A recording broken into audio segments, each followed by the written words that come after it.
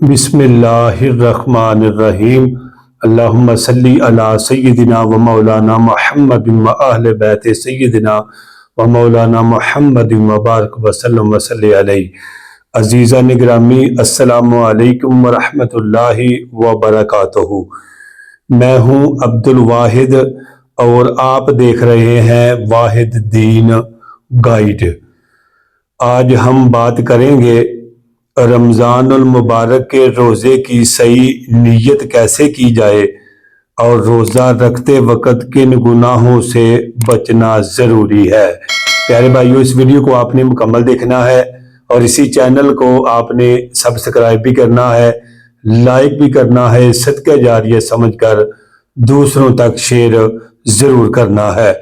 تو پیارے بھائیو، سب سے پہلی بات تو یہ ہے کہ ہم خوش قسمت ہیں کہ اللہ تعالیٰ نے ہماری زندگی میں ماہ رمضان المبارک کو دوبارہ ہماری زندگی میں یعنی کہ بھیجا ہے کہ میرے بندے جو ہیں یعنی کہ توبہ کر لیں، اپنے گناہوں کی معافی مانگ لیں اور مجھے راضی کر لیں، روزہ رکھنے کی صورت میں، قرآن پاک پڑھنے کی صورت میں، نیک اعمال کرنے کی صورت میں اور نماز تہجد ادا کرنے کی صورت میں اور دیگر نوافل اور نماز تراویح اور اس کے بعد یعنی کہ اپنی مال کا اللہ کے راستے میں خرچ کرنے کی وجہ سے اللہ تعالیٰ نے دوبارہ ہماری زندگی میں ماہ رمضان کو بھیجا کہ ہم اس میں اپنی زندگی کو سیدھا کر لیں، اپنی زندگی کو سنوار لیں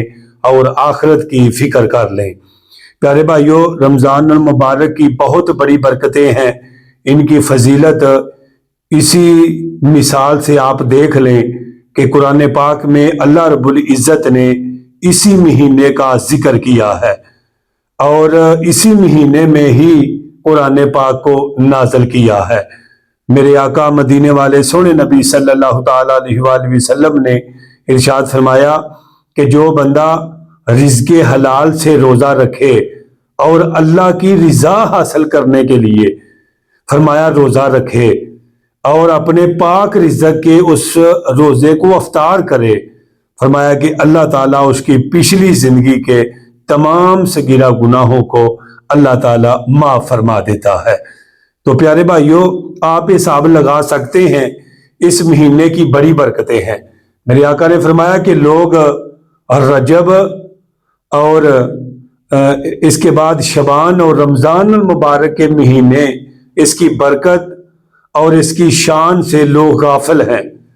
کاش اگر ان لوگوں کو پتہ چل جائے کہ ماہ رمضان المبارک میں کتنی برکتیں نازل ہوتی ہیں، کتنی رحمتیں ہوتی ہیں، تو یہ لوگ کیا کریں؟ یہ دعا کریں کہ یا اللہ پاک پورا سال ماہ رمضان المبارک ہی رہے، یعنی کہ اس میں نیکیوں کا اجر بڑھا دیا جاتا ہے اور اسی کے ساتھ ساتھ گناہوں کی سزا اور گناہوں کی وعید بھی بڑھ جاتی ہے۔ پیارے بھائیو، میرے آقا مدینے والے مصطفیٰ علیہ السلام نے فرمایا کہ جو بندہ ٹھیک ٹھاک تھا، تندرست تھا اور اس نے جان بوجھ کر ایک روزہ چھوڑ دیا، فرمایا اب وہ ساری زندگی بھی روزہ رکھے، فرمایا کہ اسی طرح کا ثواب حاصل نہیں کر سکتا کہ جس طرح کا ثواب ماہ رمضان المبارک میں پیارے بھائیوں ملتا ہے۔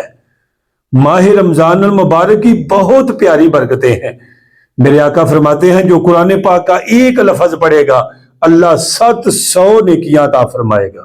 اور میرے آقا فرماتے ہیں کہ میں یہ نہیں کہتا کہ الف لام میم یہ بھی ایک لفظ ہے، یہ 3 لفظ ہیں، کوئی بندہ یہ 3 لفظ بھی پڑھے گا اللہ 2100 نیکیاں عطا فرماتا ہے۔ فرمایا اس میں درود پاک پڑھنے والے کو زیادہ درود پاک پڑھنے کی برکت سے زیادہ اجر و ثواب دیا جاتا ہے۔ اور اس میں فرمایا کہ اتنی بابرکت رات ہے جو 1000 مہینوں سے افضل ہے۔ فرمایا یہ مہینہ یعنی کہ رمضان رمض سے ہے، یہ جلا دینے والا، بھائی کس چیز کو جلاتا ہے؟ آپ کے میرے تمام لوگوں کے گناہوں کو جلا ڈالتا ہے۔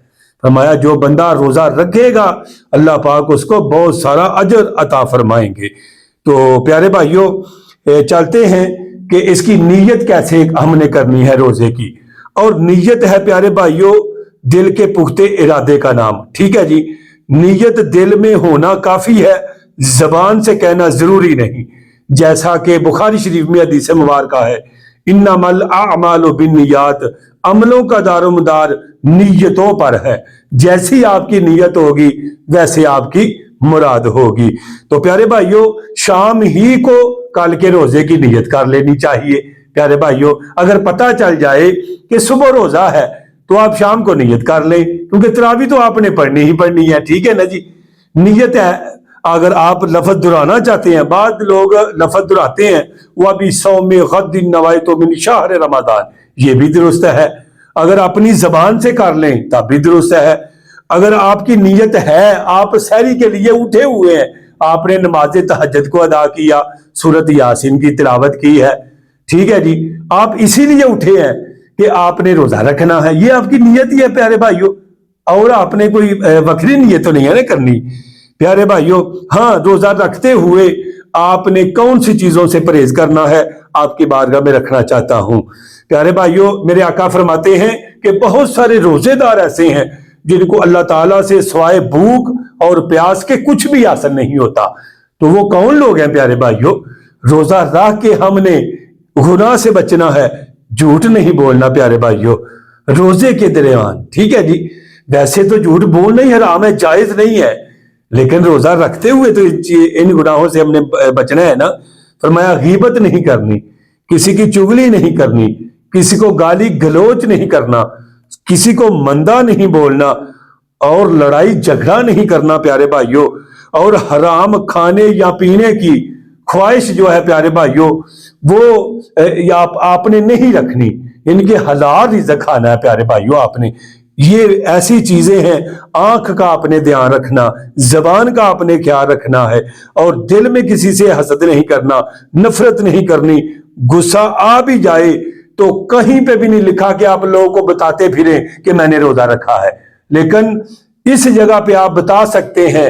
اگر کوئی آپ کے ساتھ لڑائی جھگڑا کرتا ہے تو آپ بتا سکتے ہیں ان کو, بھائی میں روزے دار ہوں, میں نے روزہ رکھا ہوا ہے بھائی, میں آپ کے ساتھ نہیں لڑائی کر سکتا, کیونکہ اللہ تعالیٰ کا حکم نہیں ہے, میرے آقا کا حکم نہیں ہے پیارے بھائیوں.